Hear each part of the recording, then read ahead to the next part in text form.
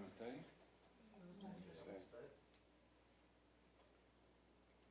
You going to be able to hear this?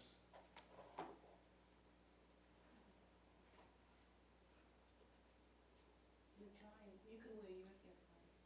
Huh? You can wear yours. If a person sits up front,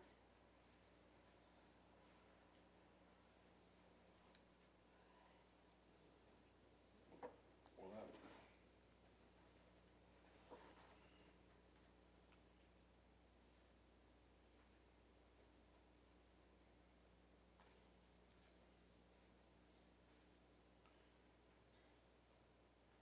you think that everybody won't be able to hear?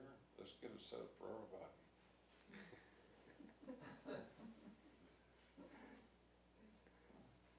We have multiple sets. Kind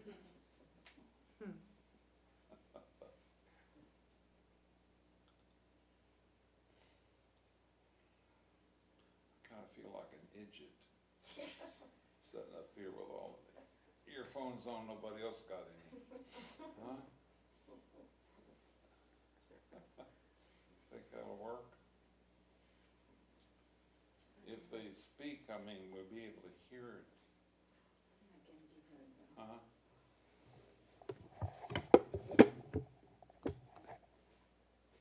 What's that for? It's a good you. So you can hear me? Mm-hmm.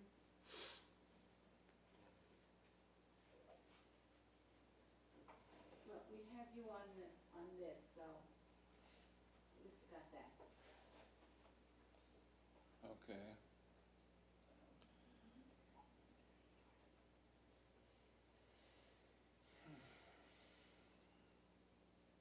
Well, did anyone come up with anything since we were last together so that you kind of kick us off? I don't have anything in particular to say. And, but if you have something that's coming up with you,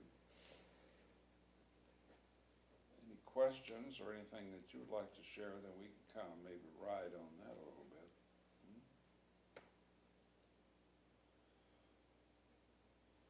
Okay, Hannah? I wonder whether you could share a little bit with us about acceptance in relation to inquiry. Okay, I'm sure glad you asked that because I was just reading about what to say.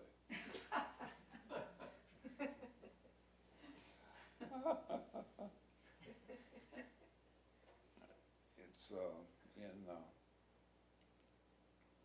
freeing yourself from the prison of your mind. I was given this book to some people who was here a couple of days ago, and I thought, I better read this book again and see what it is I'm giving away and make sure it's okay. Because I hadn't read it in 3 or 4 years, whatever, since it came out, and there was that question about acceptance that is in that book. But anyway, we can look at it.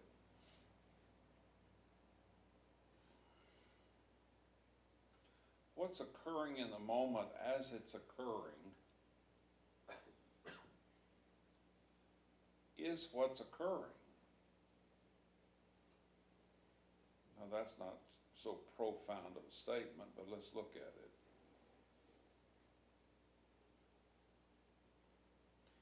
Whatever is happening to you in any given moment, while it is occurring in the moment, if you are in acceptance of it, then you have no conflict, no opposition going on in you.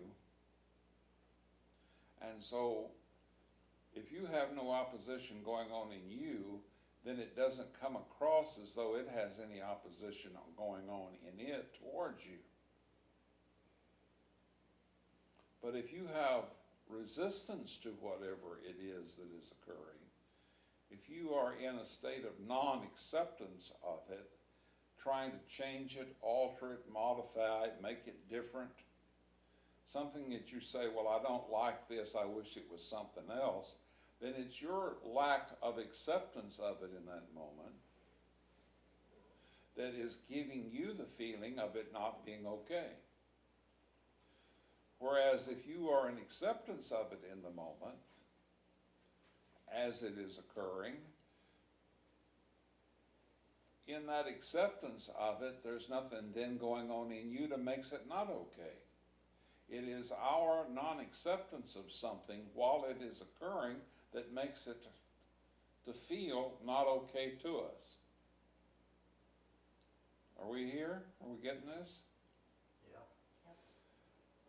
Now, of course, as far as the mind is concerned, if you're identified with the mind, with the body and the mind, and something is occurring, and then to your mind, to your pattern of conditioning in your mind, if it's something that you're saying, I don't like this, I'm opposed to this. Well, it's the very opposition to it in that moment that is making it unacceptable in the moment, making it uncomfortable, painful, sorrowful in the moment. So if you want to be not at the effect of that, if you would like to be in a state of harmony, with having a good feeling going on, and you're not in a position to change that, whatever that is,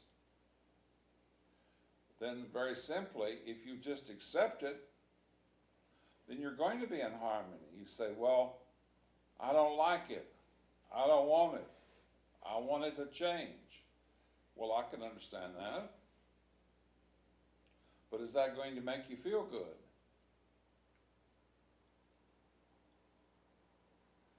Certainly it's not going to make you feel good. So the question is, what's important to you? What's more important to you? Not liking it and being right in your mind's concept of saying it's inappropriate and I don't like it, and while you're not liking it, you're not going to feel good? Or would you rather feel good?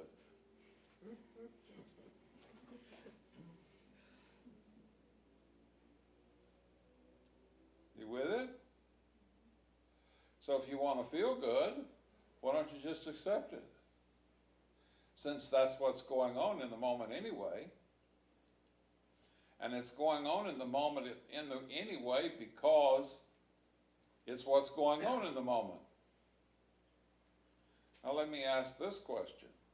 Do we ever have control about what is always going on in any given moment that we're having to deal with? Do we? No. Well, since we really don't have control over what's going on in any given moment, as far as what's going on is concerned, if we want to be in harmony with it, then let's just drop our position or our opposition to it and be in acceptance of it. Surrender into the moment to what is occurring in the moment, and guess what? You'll always be at peace. Now look to see for yourself as if it's important to live in peace and freedom and joy. If we are not feeling peaceful with what is going on in any given moment, then we're really not free, are we? And if we're not free, we're not happy. So the key is, we would all rather be happy, I would think. In my case, I would much rather be free than unhappy, or happy than unhappy, and free rather than be in bondage, and at peace rather than in disharmony. So this is the simplicity of how you can be free, at peace, and happy with regard to what is occurring in your life at any given moment, because the truth of the matter is you really have no control over what is actually going to happen in any given moment. And what does occur to us is the result of our karma. Actions that we send forth are, what goes around comes around. It's always that way. So wisdom would be to live in acceptance of what is occurring all the time. And if you are in acceptance of what is occurring all of the time, you are going to live in peace, freedom, and joy all of the time. Now, I can certainly perhaps agree with you in any moment that what is occurring might look to be something that you don't like. But the point is, it has not to do with, say, well, I just don't think it's fair. If you were not there thinking that it was unfair, thinking that it was inappropriate, thinking that it was unenjoyable, then what would it be? Enjoyable. I didn't hear. Enjoyable. Then it would be enjoyable. You see, our true nature is peace, freedom, and joy. The true nature of the self that we actually are is peace, freedom, and joy. Call it unreasonable peace, unreasonable freedom, and unreasonable joy. Meaning, it is not caused by anything. It's not reasonable. In other words, we don't have to have a reason to be at peace, to be free, and to be joyful, because simply it's our natural state.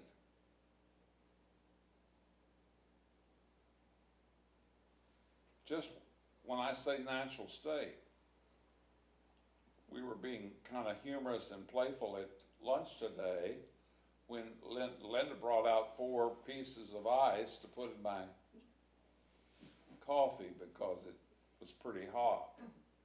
Now, what's the nature of ice? It's solid. It's cold, isn't it? Does ice have to effort to be cold?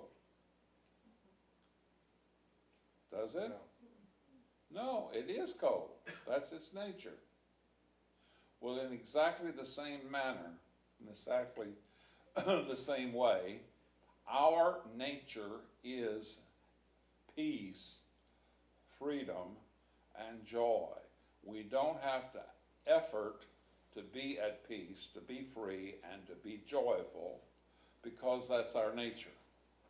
But if we are identified with our body and our mind that has positions and oppositions, conditioned patterns of not liking this and not liking that, then by our identification with whatever's coming up as though we don't like it, puts us in opposition to it and puts us out of alignment with our true nature, which is peace, freedom, and joy.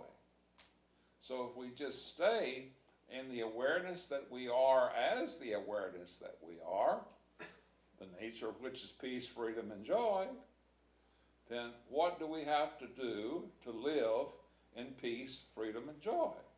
What? Nothing. Very simple. Okay, Hannah? Thank you. All right, thank you for the question. And that's in that book, too. But you don't have to read the book now, you've already got it. But if you have a tendency, I do sometimes, to forget things, then you can read it in the book. The book is called Freeing Yourself from the Prison of Your Mind.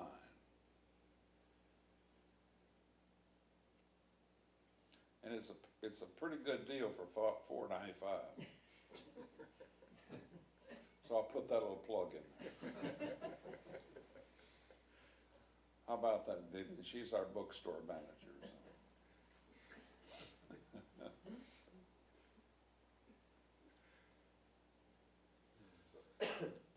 see, it is so simple to living when we meditate, when we inquire and bring ourselves back into the true nature of the being that we are. Life really is simple, without conflict, contradiction, chaos, opposition. But otherwise, what is life like? It's the pits.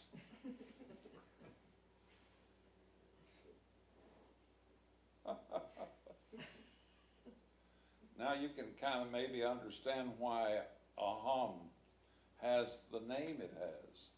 Association of Happiness for all mankind. It doesn't mean that you will always get your own way, but it's like living as though you are getting your own way when you live in the pure awareness of the being that you are. What we share is how to live in happiness, freedom, and joy at all times. That doesn't mean you're going to have control over the world. What you're going to have control over is your own experiences. Do you recognize that you create your own? That's a good one. I just give myself an idea. Do we realize that we create our own experience? Huh? Do we? Well, Anise, it's easy for you to say that. You've been here.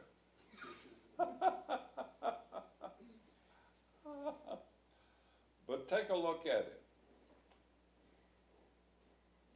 I'm being playful, Anise.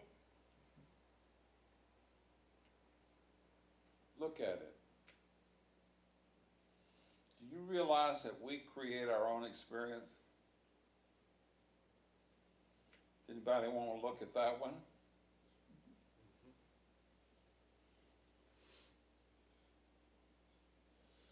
We are the source and cause of our own experience. Does anyone have any problem with that one? Now, if you don't, fine. We won't have to look at it. Anybody like to look at that? Okay. You see, when something is happening to us, we have the tendency, I used to, years ago I did it all the time. We ordinarily have the tendency to make the statement and to think incorrectly that someone did it to me.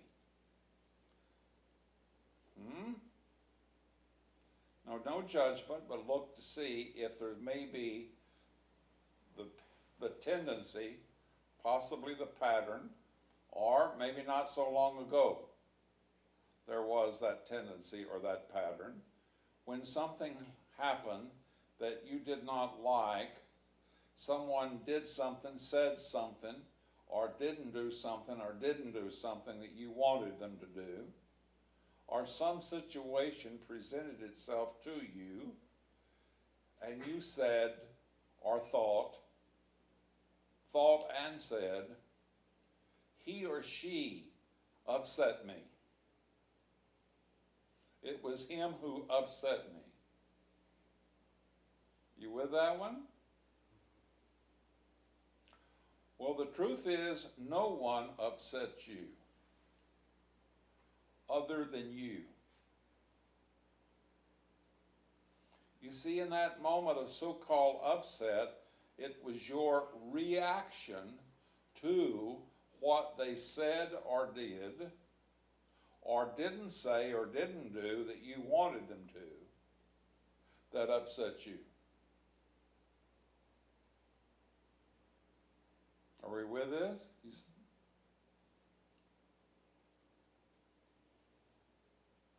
You said, but they made me do it. No, they didn't. You made you do it. If you would stop in the moment that something happens and recognize and see it for yourself, whatever happens, It is you causing you to feel the way that you feel. It's not what happened outside that makes you feel the way you feel. It's what is happening inside that is making you feel the way you feel. Okay? You say, well, that's pretty one-sided. Yeah, it is. Because you see, we're all the source and cause of our own experience. No one else is causing us to think, feel, and act the way we think and feel and act, or the way we're thinking and feeling and acting, other than ourselves. Now let it sink in, because that's the way it is. And again, do you want to be happy all the time? Or do you want to be right? Which would you rather be? Right or happy? Happy. Well, that's wisdom. And we are capable of being happy. Now, I know the mind wants to enter and say, I like to be both.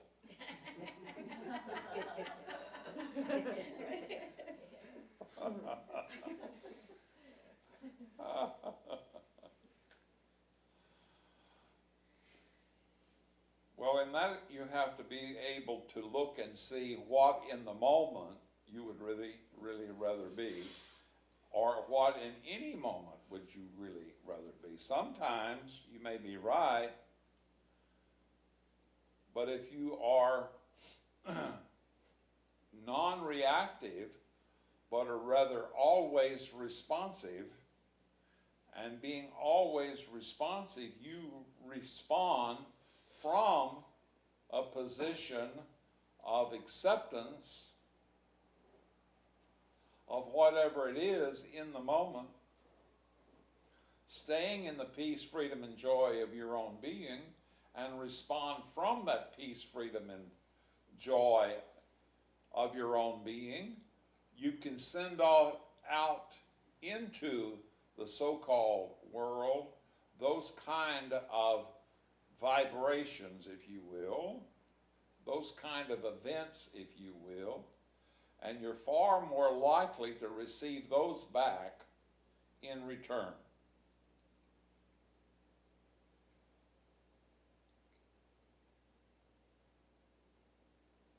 I don't hear any hoorays, but nonetheless, that's the way it works. Ramana, Okay? that being said, and my understanding that, if we go to a situation in the worldly life where another one is being truly abusive to another person, then one doesn't just sit back passively and allow the wild elephant to run over you. So then,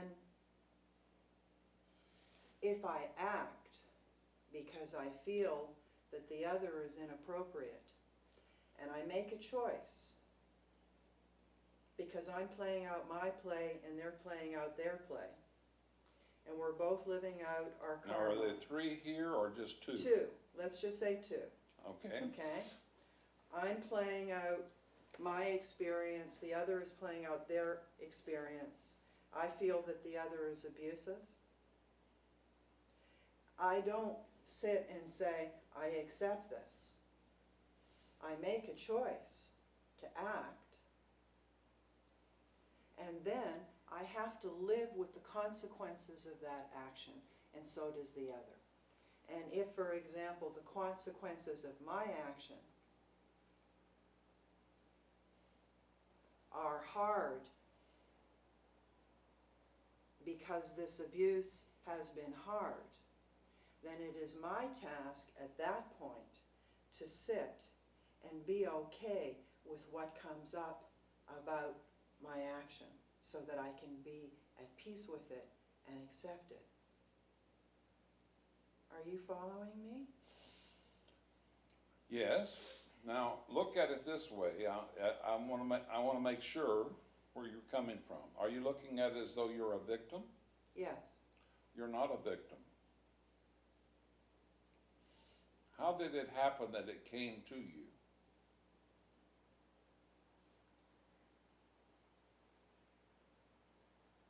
That the abuse came to me?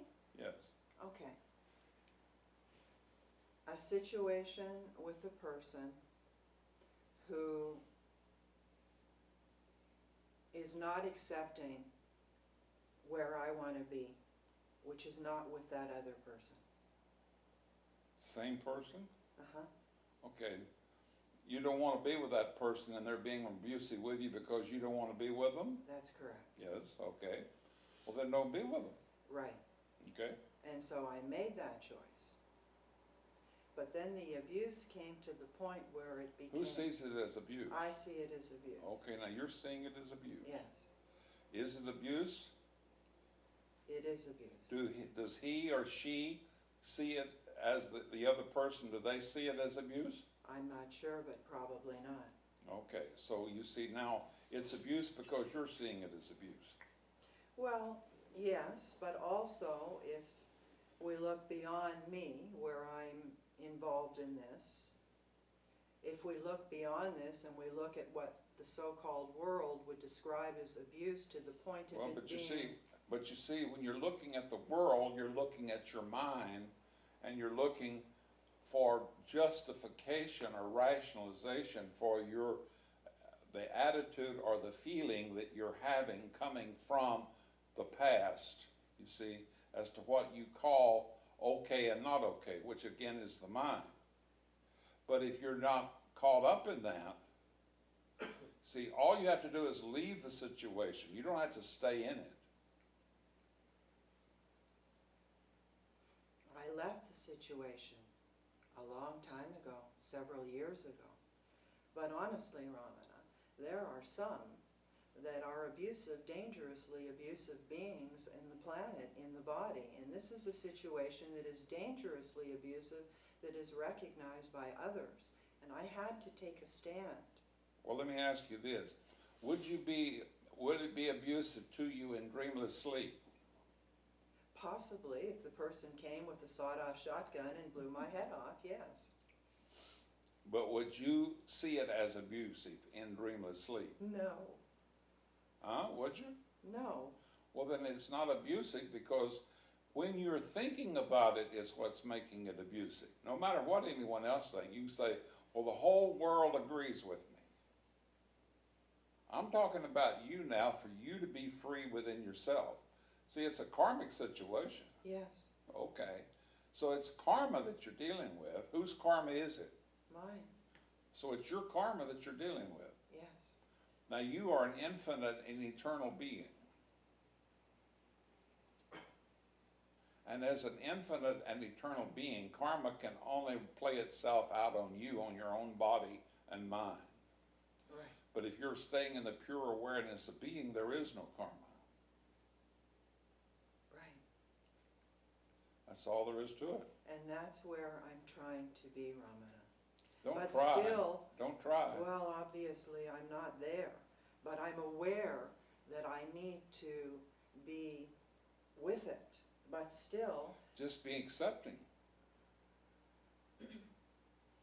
Remember, what goes around comes around.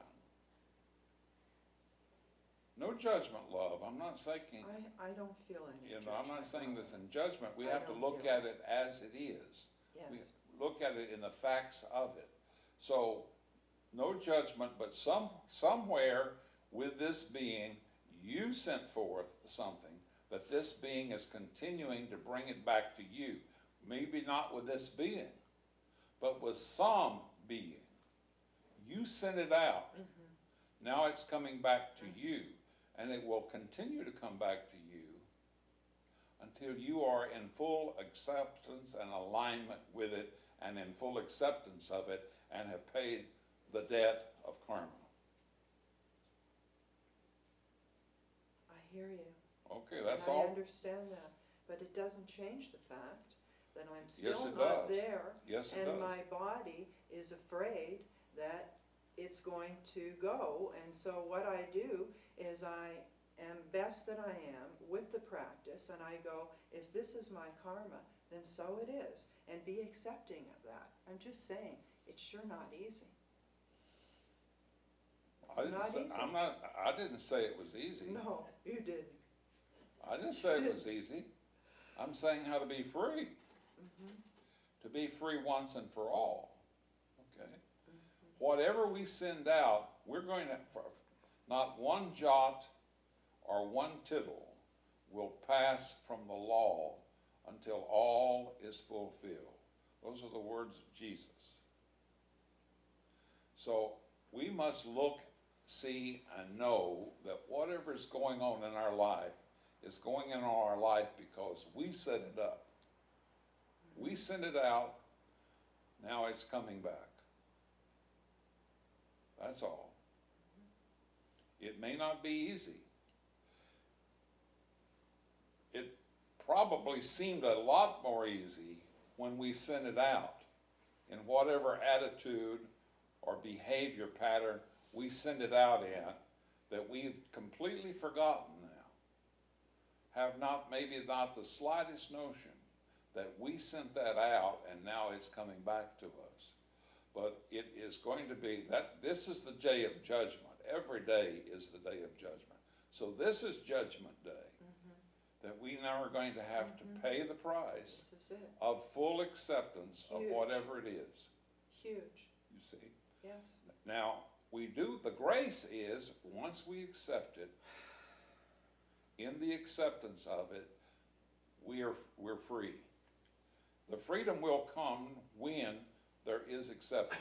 If there is not acceptance, then we don't recognize or see or have or experience the freedom.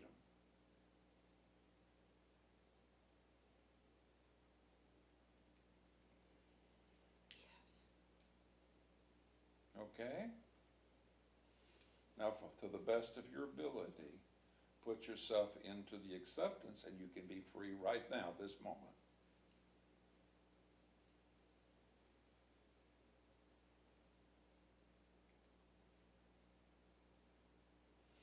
That means whatever's going on within you towards whoever you think it is that is doing you wrong, you have to love and accept them in this moment.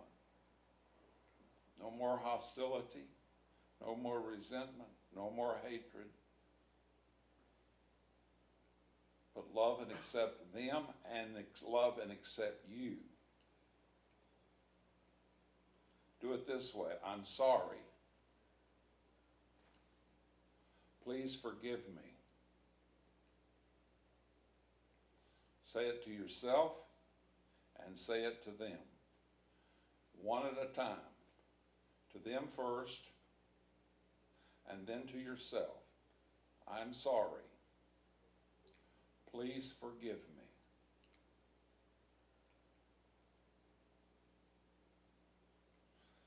And then say, I love you.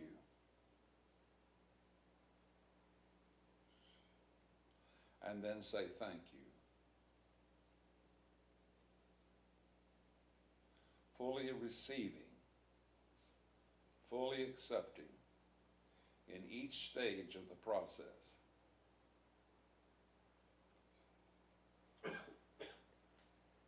Do it for them, and then do the same process for you. I'm sorry to your own higher self for stepping out of alignment with your own higher self. I'm sorry. Please forgive me.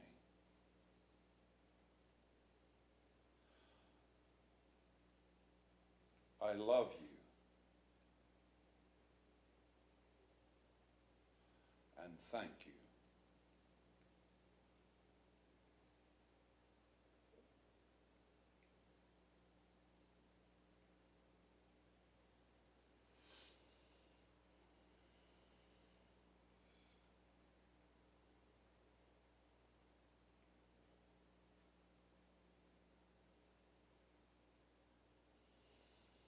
Take the process all the way through to the depths of your being into total completion, and love, you'll be free. Linda? Is this bad message we sent out that we're getting the karmic response? I'm sorry, love, I can't hear you. You said, Let me see if I can turn this up, maybe hear you. I believe you said we deviated from our higher self and kind of sent out this to result in the karma of abuse. Did we do this in this lifetime or another lifetime? It doesn't make any difference, it's just in in a previous incident. It could have been this lifetime, and it could have been a past lifetime. It doesn't really make any difference. It's just a previous incident. So if we can't in our heart figure out what we did wrong. It doesn't matter that you can't recall or remember. Right. Just know one thing, if it keeps coming back to you, it's coming back to you. You're the only one here. In consciousness, we are the only one here. There is no other.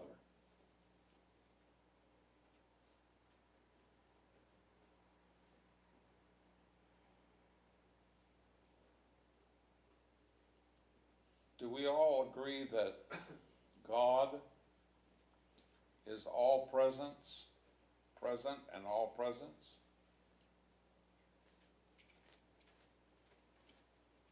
Can we all agree with that? God is not only all present, but all presence. That God is all power, not only all powerful, but all power. Can we all agree to that?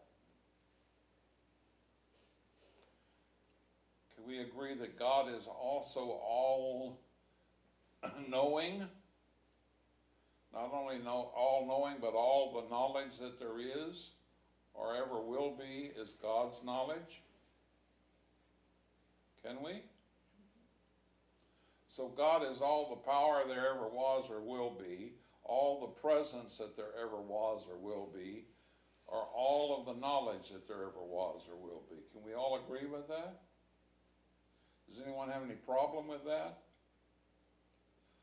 Okay, so if God is omniscient, omnipresence, and omnipotence, that means all of it. All the presence that there ever was or will be is God's presence. Well, where does that place you and me?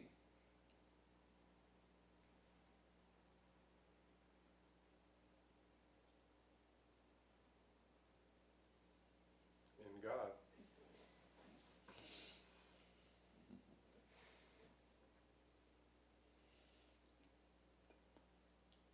So if it places you and me in God, then it's only God, isn't it? That there is no you or me, there's only God. So you and me is God playing the role of you and me. Isn't it? That God is living in us as us.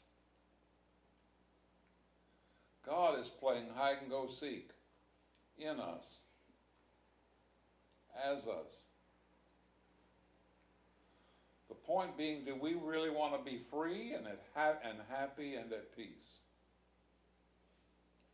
Then we must accept that God lives in us as us, that God lives in everyone as everyone, and whatever is going on to me is God doing it to me, God Himself doing it to me, or God herself doing it to me. God is not male nor female. God is androgyny, both male and female, or neither male nor female. In other words, there's only God. So when we come into an alignment in the full acceptance that no matter what is occurring to me, is me doing it to me in the form of someone else, or God doing it to me in the form of someone else, the self, capital S, and God are just two different names for the same supreme being. Do we get this? That there's only one self, one being, and this one being is God. And this one being lives in me as me, lives in you as you, lives in everyone as everyone. So what's the problem?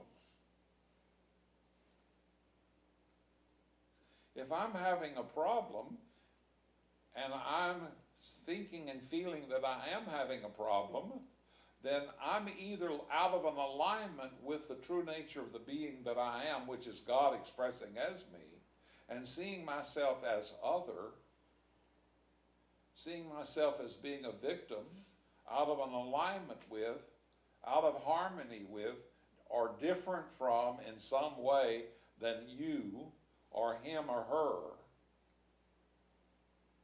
I have put myself out of an alignment with the universal self. Now it's up to me to get myself back into an alignment with the universal self if I'm out of harmony with the universal self. You say, well, why doesn't the universal self put me back into harmony? Because the universal self didn't do it. I did it. I did it either by reacting to what the universal self was trying to show me,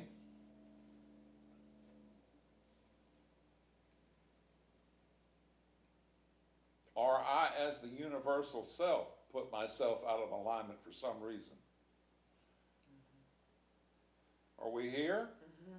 So if I just keep staying in realignment with the universal self, I'll come back into an alignment. Because you see, the self naturally corrects itself, naturally harmonizes itself, not naturally rightens itself, if we do not interfere. If we stay in harmony with it, it will naturally righten itself, correct itself, realign itself, naturally. We don't have to do anything about it. It's like a wheel out of balance on your car. You have to take it to the mechanic to get it realigned. If you just align yourself with God, God will realign you. It's like you taking your alignment to God, and God will realign you. Are you all with me? That's just the way it works. It's not that way because I say so. Ramana, why do you suppose... Just a minute. I say so because that's the way it is. Okay. Why do you think, as a God being, I'm sorry?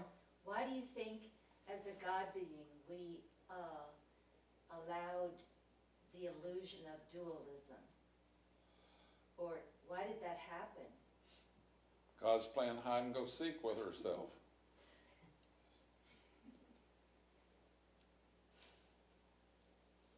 Didn't you love to play it when you were a kid? Huh? Well, we're still playing it and you're it.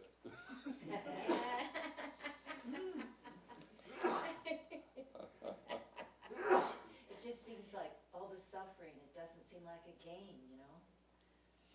Well, it does to God. Yeah. Mm-hmm. You see, as long as we're identified with the body and the mind, then it doesn't seem like a gain. But when you're no longer identified with your body and your mind, but rather are abiding in the pure awareness of the being of the self that you are, then you can see it as a gain. Then there is awakened in you compassion and humor. You live in compassion for those who do not see it, and in humor along with those who do.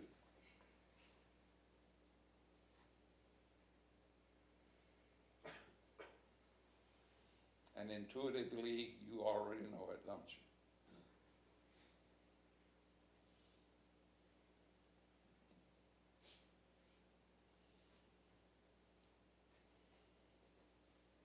Okay? I don't want to hog the show. Who else has got something?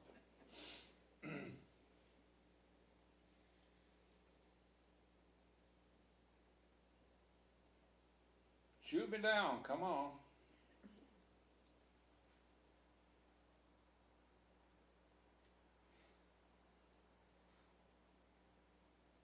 Annette, are you okay? Yes, thank you. But I've got something that came up, Okay. and I thank you. But, no, Oh, not a but, just your an butt, and. your butt is not yet okay. Not a but, just an and. It reminds me though, this whole, what I've been working with, and then you bringing this forward and confirming for me and taking me through the process to complete it, to affirm. And it reminds me though of that story, which I'll paraphrase, one of the Hindu stories about the disciple and the master, and to be with the I am, etc., and acceptance. And the story of the disciple is in the streets of India one day with all of the chaos and beauty of India happening around him, and there's a mahout sitting on top of his elephant coming down one of the roadways, and suddenly the elephant starts to act up and go wild, and the mahout yells out of the way, everyone, out of the way, wild elephant, wild elephant. And the disciple thinks, well, I should accept this. I'm God, he's not going to bother me. Exactly. Yes. And so the disciple gets run over. He doesn't die, but he gets run over, and he's hurt like the blazes. And he goes to the master comes to him, because it turns out that the mahout is his master, his guru. And his guru comes to him. And the disciple says, but master, you told me I should be with this and the love and the I am and all of this, and why did this happen? And that God was also in everything and everyone, and so I thought God was in the elephant. And so the guru said, yes, but God was also in the mahout that was yelling, get out of the way, wild elephant coming. Exactly. That's it. So it's only God.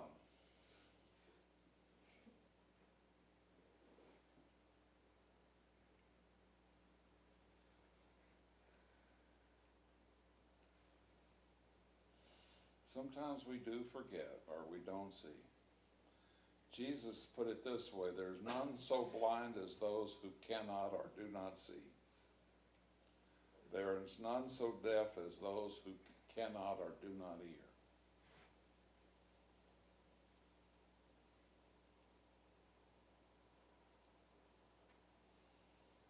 Okay?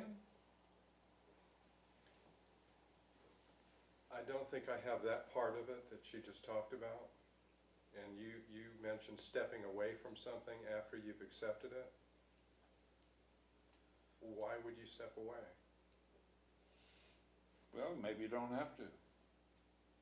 But If it's one of those kind of situations in a lifetime, if it's a life situation where whoever it is or whatever it is that keeps pursuing, you see, it doesn't mean that you have to stay present and continue to receive the abuse. That's not necessary for you to stay present and continue to receive abuse. God does not require that, you see. But once you have accepted it, and if it continues to repeat and you truly have accepted it, then you can leave the situation. You don't have to stay in it. That's the point. But I guess my question is, why would you? Yeah, why would you? It would have to be based on some sort of a judgment, wouldn't it? Or ignorance. It could, why do women, for example, still stay with abusive husbands that beat them up? Out of ignorance and karma, see? I don't know what Annette's situation is, this is just what comes up in the moment, see? Why does a person continue to live in abusive circumstances and continue to take abuse over and over and over again? They just have not got it. That it's not necessary to suffer. And are choosing to not suffer by returning attention back to the pure awareness of being and abiding in the pure awareness of being and being truly accepting of and forgiving of the situation that they found themselves in, forgiving themselves as well as the one who appears to be the one abusing them. And when I say appears to be, I mean God is abusing them, appearing to be the person that is doing the abuse, but it's God doing the abuse. And once they fully accepted their own abuse to themselves through the hands of someone else, then they can step away or continue to live there. But if the nature of the one, like the case of the elephant, is to go charging down the street, then don't stand in the street to be run over by the elephant. If the nature, like there's another story about the tortoise and the scorpion wanting to cross the river. And the scorpion went to the tortoise and asked, "Will you swim me across the river? Take me across the river." And the turtle says, "No, you will sting me." And the scorpion says, "No, I won't sting you if you take me across the river, because if I sting you, I'll get drowned too." So the turtle says, "Okay then, don't sting me and I'll take you across the river." So he's riding across the river, and he got halfway across the river, and the scorpion stung him. And so now they're all going down, and he says, "You promised not to sting me." He says, "I couldn't help it, it's just my nature."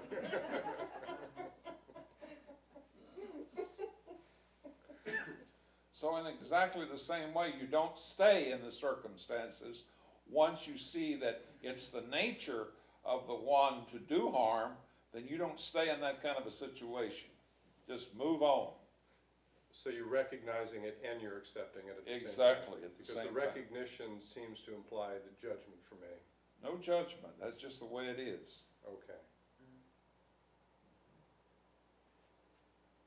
No judgment in terms of good or bad, but judgment in terms of that's what it is. Yes, that's the way it is, and don't stay in the situation. Know that that seems to be the nature of it, because that's the nature of the situation, and it's producing discomfort, you see, for you, then don't stay in it. No one is forcing you to stay in a situation other than yourself.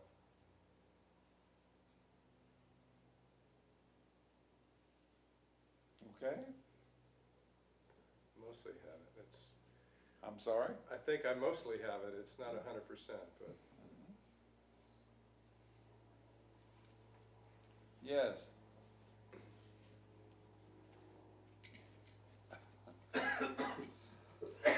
It seems that when there's acceptance, then your ability to respond to the situation, that's appropriate. But when you're holding on to judgment and resentment and everything, then every action is a reaction.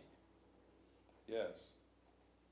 You do not have the wisdom, the insight, the pure intelligence to know this is the appropriate action in the present moment. You're coming from your mind rather than from your heart, you see, rather than from the pure awareness. Yeah. Yes.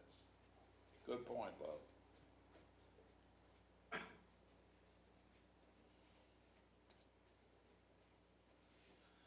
You see, the question might come up, how do I know how to figure all this out? Well, how do I know how to figure all this out? I don't know how to figure out all of this as a seeming individual. But I'm not identified with being a seeming individual. I gave up the notion that I am a seeming individual many years ago. I live in the awareness of being, as the awareness of being, and this reveals itself. And it will reveal itself to anyone and everyone who themselves let go of identification with the body and the mind as though that's who they are, and see the pure awareness of being that is shining prior to body-mind identification, let go into this knowing, this pure knowing of the self that is ever shining prior to body-mind identification.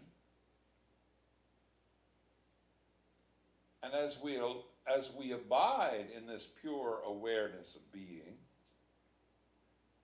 the nature of this pure awareness of being is omniscience, omnipresence, omnipotence, true knowing, true being, and the true presence of the one self that we all are.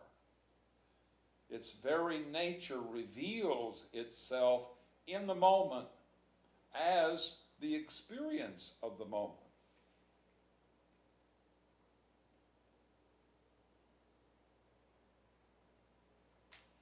Are we here? It is so simple, so basic, and when you're in it, so easy. You say, but how do you get in it? Well, that takes a little effort. It takes the effort of staying with the inquiry. That's practice, practice, practice.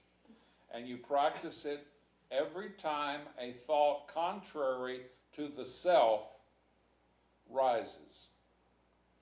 In the self, as the self, there's peace, freedom, and joy.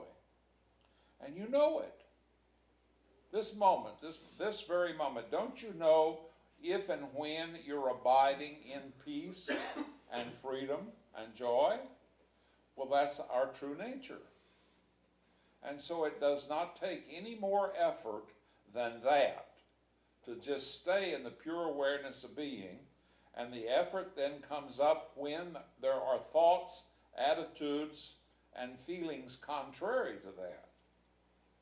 During those thoughts and feelings that are contrary to that, you inquire and bring your awareness back in. Keep bringing it back and keep bringing it back and keep bringing it back 1,000 times 1,000 if need be. You say, how long do I have to do it? You have to do it forever. What's the alternative? Misery. Yes, it's misery. Now, do you want to be miserable and right, or do you want to be free and happy? You with it? It's entirely up to you. It's in your hands. It's very basic, and once you see it, very simple.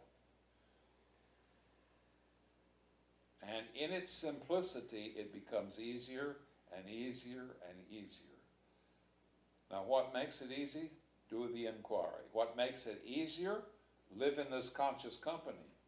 Be in the presence where it's already being lived, where it's already going on. Well, it's going on right here. Come here. Be here as often as you can. Move here.